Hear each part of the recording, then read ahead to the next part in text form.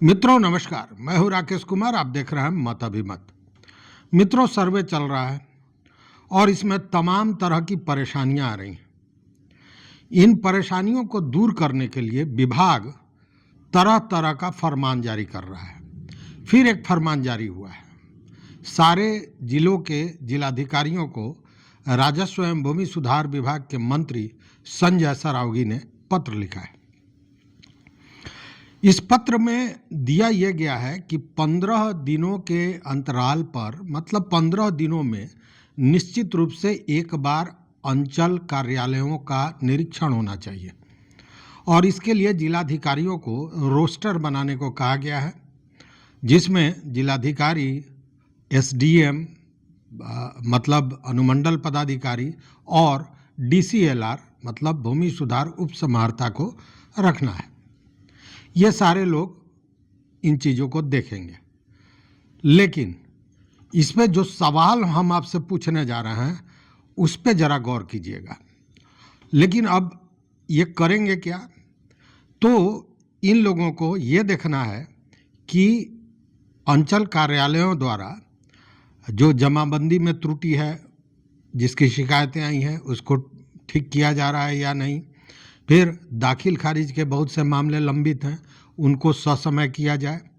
उसके अलावा परिमार्जन और परिमार्जन प्लस पर बड़ी संख्या में आवेदन पड़े हुए हैं, उन पर कोई कार्रवाई हो रही है कि नहीं, इन सारे चीज़ों को देखा जाए। और बहुत सा ऐसा जमाबंदी मिलेगा जिसमें खाता खेसरा गलत है, रकबा गलत है, चौहद्दी गलत है। तो ये सारे चीज़ें हैं और यह तब है जब सच्चाई मैं आपको बताऊं, जो हमने देखा है, समझा है, कि जितने लोगों के कागजों में गड़बड़ियां हैं, जमाबंदी में गड़बड़ी है, उसके 20%, उसमें से 20% लोगों ने ही अपने शिकायतें दर्ज कराई हैं। बाकी शिकायतें जब सर्वे का मामला आएगा और जमीन पर, गांव पर सर्वे टीम पहुंचेगी, तब समझ में आएगा कि कितने मामले हैं।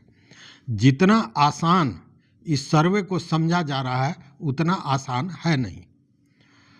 कई मित्रों ने इस पर यह भी कहा है कि आप निगेटिव बोल रहे हैं। मैं निगेटिव नहीं बोल रहा हूं, मैं यथार्थ बोल रहा हूं, जो सच्चाई है, जो जमीन पर दिख रहा है। मैं इसको लेकर 25-50 लोगों से बात किया और उन 50 लोगों में 30-35 लोग ऐसे हैं जिनके पास गड़बड़ियां हैं, लेकिन वो मतलब सिस्टम से एक तरह से कहें कि परेशान है या सिस्टम पर उनको भरोसा नहीं है। उन्होंने अपने कागजों के दुरुस्तीकरण के लिए, कागजों को ठीक कराने के लिए परिमार्जन या परिमार्जन प्लस पर आवेदन ही नहीं किया।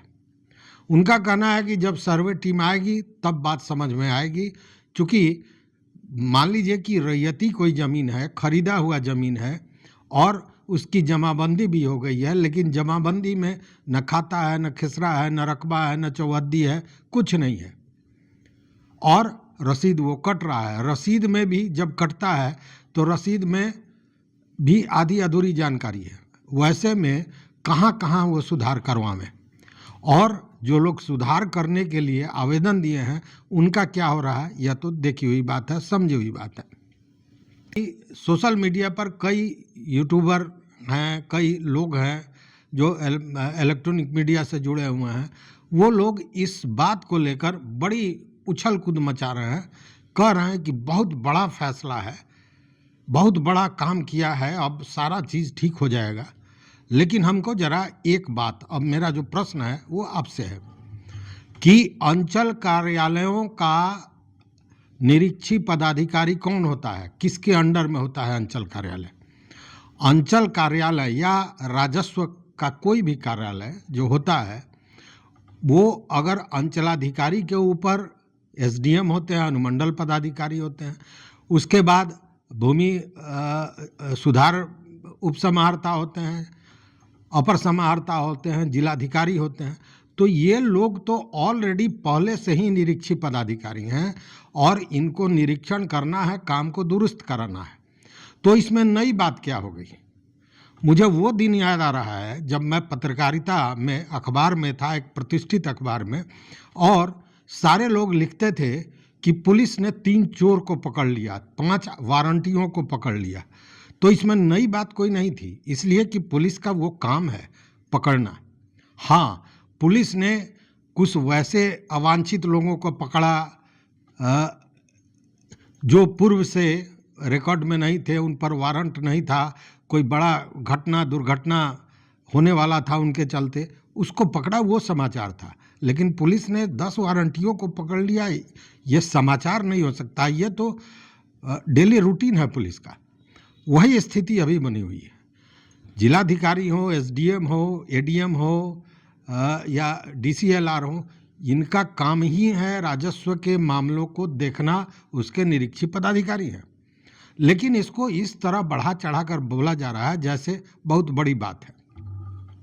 अब स्थिति क्या है, इस बात को भी जरा समझिए। देखिए, रोज हमको कई मित्रों का फ़ोन आता है, हमारे व्यूअर्स का फ़ोन आता है, वो अपनी परेशानियां बताते हैं।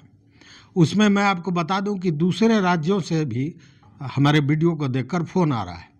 लेकिन अपनी बात अगर हम करें तो अभी आम आदमी की बात छोड़ दीजिए, मैं एक मामला बताता हूं। एक प्रवीण कुमार है। प्रवीण कुमार एसएसबी में काम करते हैं, मतलब पारा मिलिट्री फोर्स के व्यक्ति हैं, उसमें कार्यरत हैं। वो रहने वाले हैं परसी, एक जगह है, अंचल कुर्साकाटा, जिला अररिया के।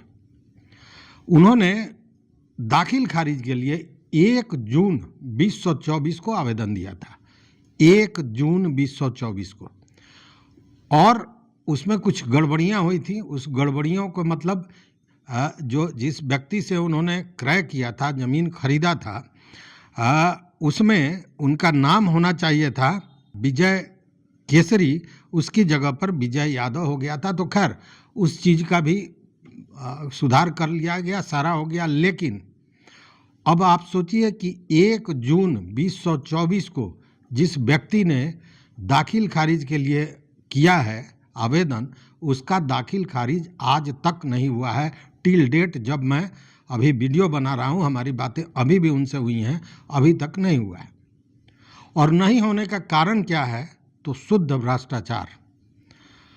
इस मामले पर प्रवीण कुमार ने जो बातें उनकी हो रही थी कर्मचारी और उनके लोगों से, वो वीडियो कॉल भी उन्होंने साझा किया है। और अलबत्ता मुझे साझा किया है तो कोई नई बात नहीं है, इसलिए कि बकौल प्रवीण कुमार उन्होंने उस वीडियो को, उस ऑडियो क्लिप को जिलाधिकारी से लेकर राजस्व एवं भूमि सुधार विभाग तक को भेजा है। लेकिन उनका मकसद ये नहीं है कि किसी को सजा दिला जाए, उनका मकसद है कि उनका काम हो जाए। लेकिन आज तक उनका काम नहीं हुआ है। और इसमें स्पष्ट इस काम के लिए व्यक्ति को बुलाया जाता है, जो वीडियो क्लिप में है कि उस व्यक्ति को बुलाया जाता है कर्मचारी द्वारा। और जब ये कहते हैं कि मैं तो कल ही पिताजी को भेजा था, तो बोलेंगे अच्छा भेज दीजिए ना, तो ये बात समझते हैं और कहते हैं कि इसी मोबाइल पर फ़ोन पर भेज दूं क्या, मतलब पे फ़ोन कर दूं, या मतलब जो पैसा भेजना है, जो अतिरिक्त पैसे की डिमांड हो रही है कि इसी पर भेज दूं क्या, तो वो कहता है कि हाँ ठीक है भेज दीजिए, उसको काट देता है। चूँकि उसको लगता है कि कहीं इस बात को ये बात लीक ना हो जाए, तो वो काट देता है। ये आप क्लिप समझ देखिए, सुनिए पहले। सर रात में फोन की नहीं उठाए थे सर, बॉन कर दिए थे मोबाइल। सर हमारा वो 324 नहीं देखे सर, बोले कि केस नंबर 324। जी सर। किसके नाम से था? प्रवीण कुमार यादव, परासी मोजा।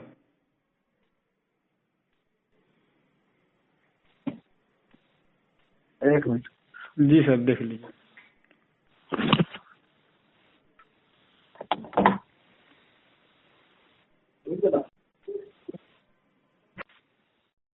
आपका तो आवेदन ही गलत है। हाँ सर, आवेदन करने के टाइम में वो केसरी की जगह यादव कर दिया था। हाँ तो गलत है ना। हाँ तो सुधार कौन करेगा? वो तो सुधार कर दिए हैं, उधर विभाग से तो हो गया है, वो कैसरी हो गया है, कर दिए हैं ना आप लोग सुधार। पता नहीं, हमारे पास तो आया है अभी, तो पहले हम नहीं थे। हाँ। अच्छा ठीक है, आप वो आज आइएगा, ठीक है। जी, हाँ, आज आइएगा, ठीक है। कल तो भेजे थे सर बाबूजी सबको। हम सर घर में नहीं, हम भी स्टाफ हैं, समझ गए सर, हम दूसरा जगह हैं अभी, ये जमीन मेरे ठीक नाम है। से है सर। ठीक है, तो कल भेज दीजिएगा, हो जाएगा। इसी नंबर पे भेज देंगे भेज दीजिएगा ना। सर। अब एक दाखिल खारिज के लिए आप सोचिए कि 1 जून 2024 को दिया हुआ दाखिल खारिज का आवेदन, मतलब जून, जुलाई, अगस्त, सितंबर, अक्टूबर, नवंबर, दिसंबर, जनवरी, फरवरी, मार्च, 10 महीने हो गए। ये अप्रैल मतलब 11वां महीना, 10 महीना का मतलब 300 दिन से ज़्यादा हो गया, लेकिन अभी तक नहीं हुआ है। और ये तब जब उस व्यक्ति ने, वो एसएसबी का जो जवान है, उसने राजस्व विभाग से लेकर और मुख्यमंत्री नीतीश कुमार तक को पत्र दिया है। अब जरा हमको ये बताइए कि ये जो हाय तौबा मचा हुआ है कि राजस्व विभाग ने सारे जिलाधिकारियों को इस तरह का पत्र दिया है, अब सब कुछ ठीक हो जाएगा, 15 दिन में सारी चीज़ें हो जाएंगी, कैसे होगा?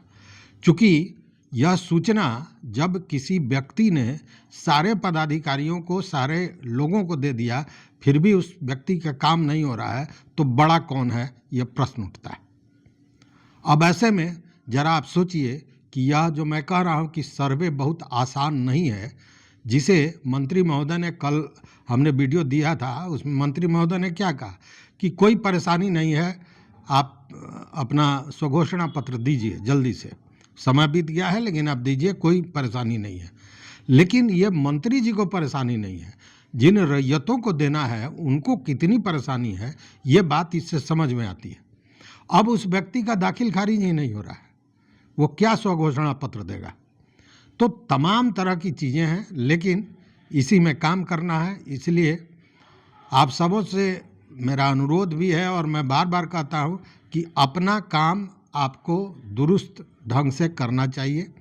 आप अपना काम कर लें, अपने स्तर से आपको कोई ढिलाई नहीं करनी चाहिए।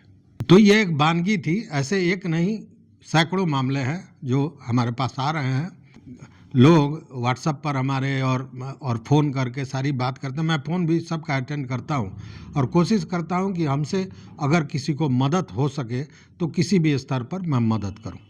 लेकिन मित्रों, अभी तक अगर आपने सब्सक्राइब नहीं किया है तो सब्सक्राइब कर लीजिए, लाइक कीजिए, दोस्तों के साथ शेयर कीजिए और अपने विचार को ज़रूर दीजिए, क्योंकि आपका विचार हमेशा हमको मार्गदर्शन देता है।